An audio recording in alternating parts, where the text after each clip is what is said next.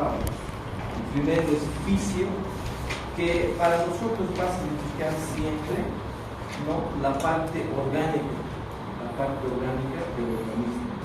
Pato va a significar padecimiento. Biología es estudio, tratado o ciencia. Anoten esa definición porque sí me interesa que sepan.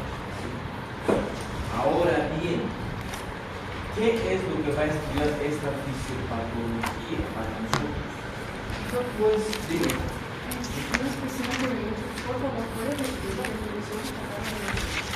Fisio tiene que ver con el comportamiento orgánico, es la parte orgánica. Pato, padecimiento. Biología, estudio, tratado o ciencia. ¿Sí? ¿Perdón? ¿Podría parar el jugador, por favor? ¿Listo? Ya.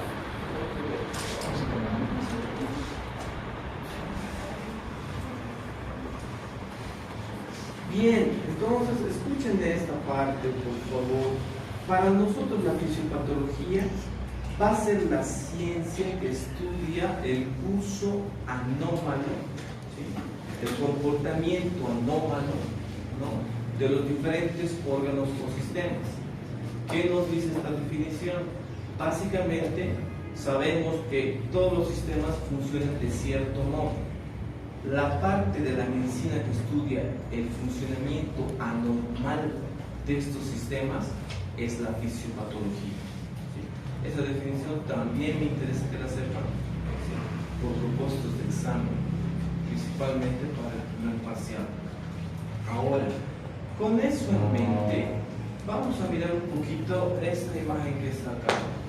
Nuestro primer tema tiene que ver principalmente con todo lo relacionado, ¿no?, con la función renal. Yo sé que desde anatomía ustedes han visto las partes que tiene el riñón, en fisiología han aprendido el funcionamiento del riñón y espero que se acuerden la mayor parte de eso. Si es que no, no importa, porque ahora vamos a empezar justamente, ¿sí?, hablando, ¿no?, de los principales conceptos anatómicos básicos y fundamentales que tienen que entender para comprender el funcionamiento del sistema renal. Al mismo tiempo, los conceptos fisiológicos básicos, ¿no?, para poder entender recién la fisiopatología de la función renal. Y con esto básicamente, ¿sí?, me refiero a lo siguiente. Vamos a ver la siguiente imagen, ¿sí?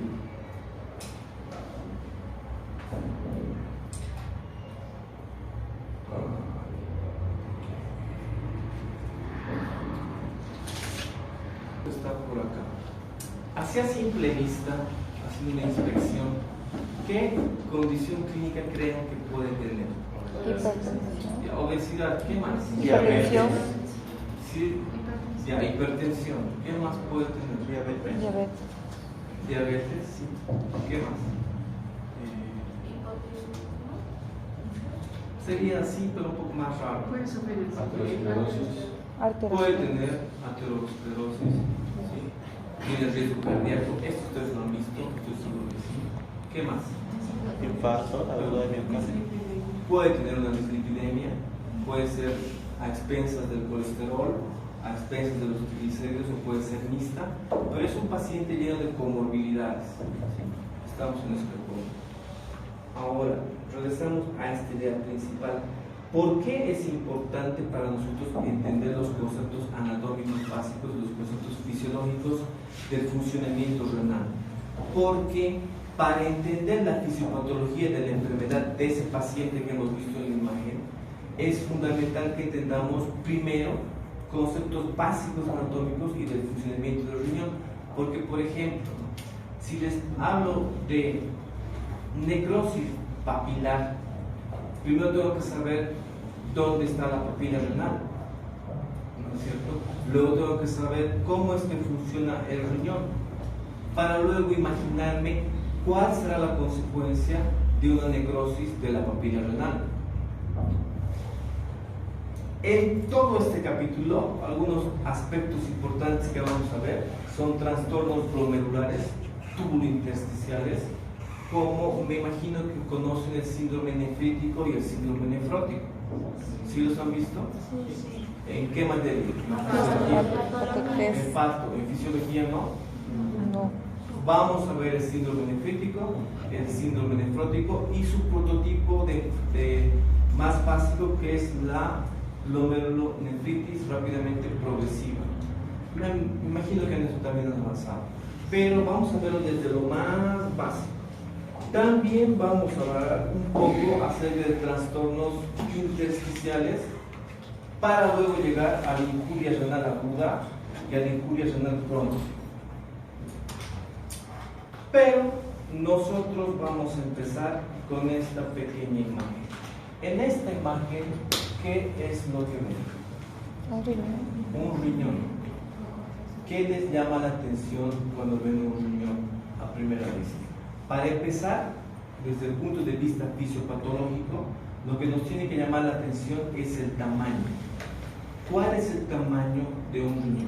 12 centímetros de largo, 6 centímetros de ancho, o sí, 6 centímetros de ancho y 3 centímetros de grosor. Es correcto. En su eje más importante, tiene dos ejes el riñón. Tiene ese eje, ¿no?, transversal, y tiene un eje horizontal, que acá no está. Pero, tal como tú has dicho, ¿no?, un riñón normal debería medir entre 11 y 12 centímetros en su eje más importante. ¿Sí? ¿Por qué creen que es importante el tamaño de un riñón para comprender la fisiopatología de una enfermedad? ¿Alguna inflamación? Es que justo hay enfermedades que pueden disminuir o aumentar el riñón. Sí, hay patologías que van a propiciar un aumento del riñón y otras que van a propiciar una disminución. ¿Sí? Es correcto. Pero vamos a hablar principalmente, cuando hablamos de aumento del riñón, de una enfermedad muy importante, que es la insuficiencia renal crónica. ¿Sí? Pero antes de llegar al tema de la insuficiencia renal crónica, que nos interesa saber, que probablemente es lo que tiene este señor, ¿no? Si se fijan, acá hay una ultrasonografía. En esta ultrasonografía que está por acá,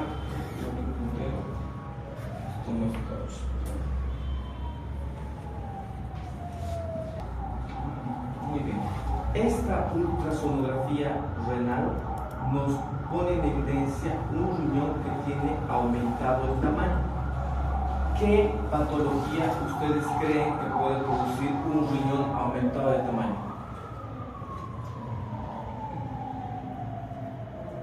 Que conozcan. Este señor ha dicho que puede tener diabetes, ¿sí?, puede tener hipertensión, puede tener aterosclerosis, todas las cosas que han dicho principales. De todas estas, hay una que sí va a propiciar que el tamaño del riñón se aumente. Cuando el tamaño del riñón se aumenta, su función se ve alterada y, por supuesto, ¿no?, va a producir una insuficiencia renal crónica a largo plazo. Hipertensión. Solo estamos viendo aspectos generales todavía, ¿sí? Pero lo que me interesa que entiendan es que algunos aspectos anatómicos, como el tamaño, ya me dicen mucho. El tamaño aumentado de un riñón me podría decir que este paciente tiene una insuficiencia renal crónica a expensas de una de esas tres condiciones. ¿Cuál? Depende cuál es la condición que tiene mi paciente. Puede ser que tenga diabetes, puede ser que no tenga hipertensión, puede ser un paciente que tenga las dos comorbilidades. Incluso podría tener, como han dicho por aquí, una dislipidemia más. Pero de todas esas va a haber una sola que va a producir un tamaño aumentado del riñón. Eso con fines de diagnóstico. Si nos fijamos esta imagen, ¿sí?, acá está todo el mundo. Lamentablemente esta no era nuestra diapositiva, pero les voy a pedir que presten atención a esta parte exterior. Toda esta parte exterior, como ustedes ya han aprendido, se llama corteza. Todo esto que está por aquí es la corteza renal. La corteza renal. ¿Qué elementos encontramos en la corteza renal de importancia anatómica? La nefrona. El glomérulo. El glomérulo. El glomérulo está en la corteza. ¿Dónde están los túbulos colectores? En la médula. ¿Cuál sería la médula? Esto que está por las acá, pirámides de color un poco más amarronado, que se ve por aquí. Esto que ven por aquí es la médula renal, que nosotros llamamos pirámide de Malpighi. Por lo tanto, la médula renal es la pirámide de Malpighi, que está por aquí. ¿Qué más vemos en esta imagen? Si se fijan, acá esta pirámide de Malpighi, ¿sí?, está conectada a un cáliz menor. Esta otra también y esta otra también. Más o menos 2 o 3 cálices menores dan lugar a la formación de un cáliz mayor. Esto que estoy viendo acá, justo donde está el puntero, eso es un cáliz mayor. Un cáliz mayor. La confluencia de 2 o 3 cálices mayores me van a dar lugar a la pelvis renal. ¿Qué es la pelvis renal? Es la parte más superior del urétero. ¿Sí? Recapitulamos. Tenemos la corteza por acá, todo lo que está aquí blanco, donde está el glomérulo y donde empieza la formación de la orina, está aquí afuera. Acá, de color más amarronado, esto por ejemplo, es la médula renal. En la médula, ¿qué está? Hemos dicho El pirámide. túbulos colectores. Estas porciones de médula desembocan a estos cálices menores. ¿Sí? La unión de 2 o 3 cálices. Fíjense acá, por ejemplo, miren, aquí tengo un cáliz, otro cáliz y otro cáliz. Si los ven, ¿correcto? Estos 3 cálices menores se unen para formar un cáliz mayor. Justo ahora estoy encima de un cáliz mayor. Y la unión de 1, 2 y 3 cálices mayores me van a dar lugar a una pelvis renal. Y hemos dicho que la pelvis renal es la parte más superior de esto. ¿Qué es esto? El urétero. Eso es importante. ¿Pero qué más? Fíjense la corteza. La corteza solamente está alrededor de la médula. Tiene unas entradas. Fíjense, la corteza viene por acá y entra por aquí, creando una división. ¿Qué es lo que genera las divisiones entre médula y médula? Porciones de corteza que nosotros le vamos a llamar columnas de Bertin. ¿Sí? Esta porción triangular de corteza que está entrando dentro de 2 pedazos de médula o de una pirámide y otra de Malpighi se llama columna de Bertin. ¿Perfecto? ¿Qué más? Si nos fijamos acá, no sé si se ve bastante bien, hay unas porciones grasas que dan protección. A esas porciones grasas se llama fascia de Gerota. Fascia de Gerota. ¿Qué más vemos en la imagen? ¿Dónde está la papila? Aquí se ve un brazo. Dibujo que dice papila. Pero ¿dónde está la papila renal? La confluencia de los túbulos colectores. Sí, pero anatómicamente, si nos fijamos, esta porción de médula, donde están los túbulos colectores que tú dices, se llama pirámide de Malpighi. ¿Dónde creen que está la papila renal de la pirámide? Cerca de los... En la base, En la base al de medio, en el vértice. ¿Dónde está la papila renal? En la base de la ¿Quiénes pirámide de han Malpighi. dicho en anatomía? En la base En de la la base del lechón. ¿O alguna otra idea por ahí? En los bordes. ¿Dónde está la papila renal? Está en el vértice, está en la punta. ¿Sí? En la punta de la pirámide de Malpighi está la papila renal. Ahorita lo vamos a ver en microscopía electrónica al revés, para que entiendan cómo es que se ve. Pero ya les estoy diciendo que justo acá, ¿no? Si nos fijamos, estas médulas tienen más o menos la forma de un triángulo, una pirámide de base superior. Imagínense lo invertido. Entonces, es así, más o menos. Justo en el vértice inferior, ahí está la papila. ¿Dónde empieza la formación de orina? Que les han dicho en fisiología. ¿Dónde comienza la formación de orina?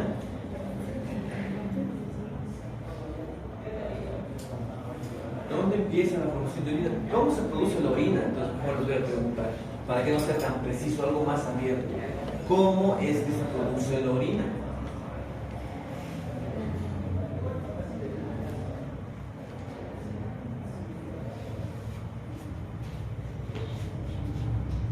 ¿En serio no? La filtración de la sangre. Sí, hay un ultrafiltrado de sangre, ¿no? Que empieza en la corteza, ¿ya? Por si acaso, les estoy diciendo, empieza en la corteza. Ese filtrado básicamente es colectado y es filtrado en la médula. En la médula es donde ocurre la filtración, en los túbulos colectores. Y esa orina que se está filtrando, ¿dónde va a pasar? A la papila. Y de la papila cae dentro del cáliz menor. Lo que cae al cáliz menor ya es orina formada como tal, ¿sí? Antes es una sangre que está siendo filtrada nada más, ¿ya? A ver, vamos a ver. Fíjense, esto me interesa también que sepan, ¿sí? ¿El pulmón tiene lóbulos? ¿Sí o no? Sí. ¿Seguro? Sí. ¿Tiene lóbulos el pulmón? Sí. ¿Por qué no? ¿Tiene lóbulos? Sí. ¿Y el riñón tiene lóbulos?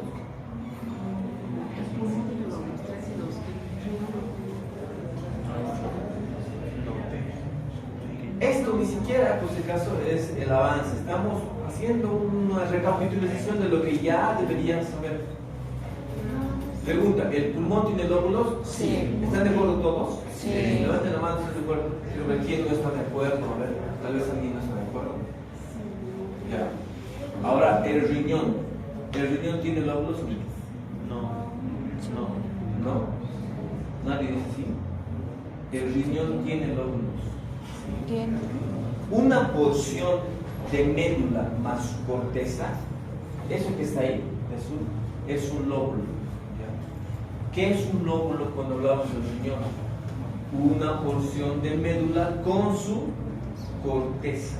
¿Ya? Esa idea no se lo olviden, por favor. Ahora sí, esta foto que pueden ver acá, no está bien claro, ¿sí? Es un corte de barrido de microscopía electrónica en la que se puede ver el interior de un cáliz menor, ¿sí? Este es un cáliz menor. La corteza, ¿dónde tendría que estar? Acá arriba, ya por si acaso. Acá arriba no se ve la corteza. Esta es la punta de la pirámide de Malpighi. Esto ya es médula, ¿ya? ¿Correcto? Entonces, esta flecha, ¿qué creen que está apuntando? Una papila, ¿no es cierto? Porque ¿dónde están las papilas renales? Hemos dicho en el vértice, ¿ya? Entonces, fíjense, ¿qué sería esto? ¿Qué creen que sería esto? ¿El cáliz menor? Un cáliz menor, claro, por supuesto. Es un cáliz menor, ¿sí? Y esta es la pirámide de Malpighi, que está así, ¿no? Invertida, ¿no? Es el vértice. Perfecto, muy bien. Fíjense esto que está por acá. Les voy a decir que la papila, ¿sí? Es una porción del riñón a la que le encanta necrosarse. Ante cualquier alteración de la microcirculación renal, lo que la papila hace es se necrosa. ¿Qué es necrosis? Muerte, los tejidos. ¿Qué creen que le pasa a la papila si le vamos a decir por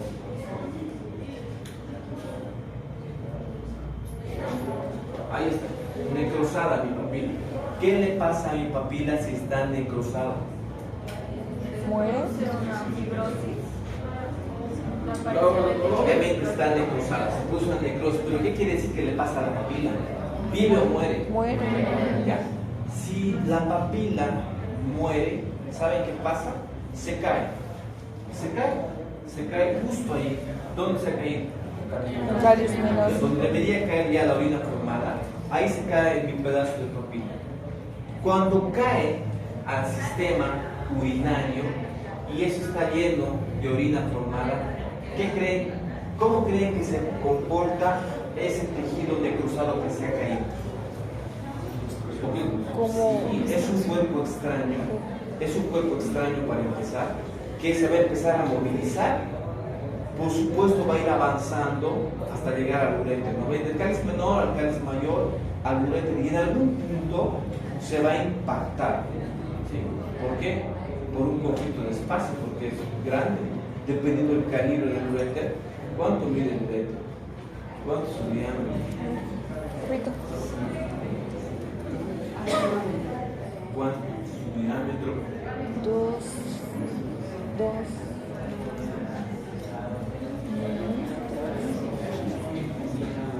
¿Cuál es el diámetro de un uréter? Bueno, Do. calculen que este cuerpo extraño va a ser movilizado, ¿sí? Va a avanzar por el sistema urinario y se va a impactar. ¿Qué creen que va a pasar?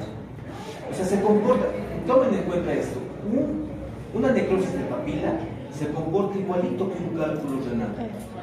Un cálculo renal igual, un cálculo renal está por ahí, se mueve, va por los tubos hasta llegar al uréter y se impacta. ¿Qué pasa con un cuerpo extraño, un cálculo o una papila necrosada? ¿Uretritis? No. O sea, imagínense un tubo. Una obstrucción. Ya, pero ¿qué pasa con la obstrucción? Imagínense un tubo. Genera retención de Líquido. líquido, por ende también Edema. no hay paso. Eso, está bien lo que me estás diciendo. Mira, cae mi papila, está moviéndose por acá necrosada. Viene, se obstruye. Ya no pasa más orina. Pero la orina se para de formar. No. La orina se no. sigue formando. Sí. Si la orina se sigue formando, ¿qué pasa con aquí? Hacia arriba, ¿qué hay? Una retención. Hay acumulación, hay distensión. ¿Y qué es lo que distiende en el riñón? El riñón tiene una cápsula. ¿Qué? El riñón tiene una cápsula. La cápsula se distiende. ¿La cápsula del riñón está inervada o no? Sí. ¿Produce dolor o no? Sí. Entonces la clínica tiene que ver con eso. Eso es fisiopatología. Ahora, distensión hacia arriba de la cápsula renal, dolor lumbar en el paciente. ¿Qué más puede producir? Un edema. Ahora, imagínense que el cuerpo extraño está acá intentando vencer ese obstáculo, pero no puede. ¿Qué hace con el uréter? ¿Lo decisión o no? Entonces, ¿Qué produce esta lesión? Sangrado. Hematoma. Hematuria. Entonces, ¿qué tenemos como clínica? Dos cosas. ¿Qué tenemos como clínica? Dolor lumbar y Hematuria. hematuria. ¿Qué tenemos entonces? Es el cuadro clínico, la presentación clínica, tanto de un cálculo renal como de una necrosis de papila. ¿Cuál creen que es la diferencia de los dos? O sea, hay uno que tiene algo más. ¿Cuál es más complicado? ¿Qué es más extraño y más agresivo hacia el cuerpo? ¿Un cálculo o un elemento necrosado? Un elemento necrosado. ¿Qué creen que puede producir ese elemento Una necrosado? fibrosis. Una necrosis. Más necrosis, no. Otra cosa que Fibrosis. produce la necrosis, ¿qué produce? Fibrosis. Produce inflamación. ¿Qué más produce? Produce infección, ¿no? ¿O no? Sí, sí. ¿Con qué se puede complicar mi paciente? Pielonefritis. Pielonefritis. Por lo tanto, mi paciente, ¿qué tiene más aparte? Tiene dolor lumbar, tiene hematuria y tiene Fiebre. fiebre. Listo, entonces sí vamos a deducir muchas enfermedades. Muy bien, me gusta. Está interesante. Ya, ¿saben qué?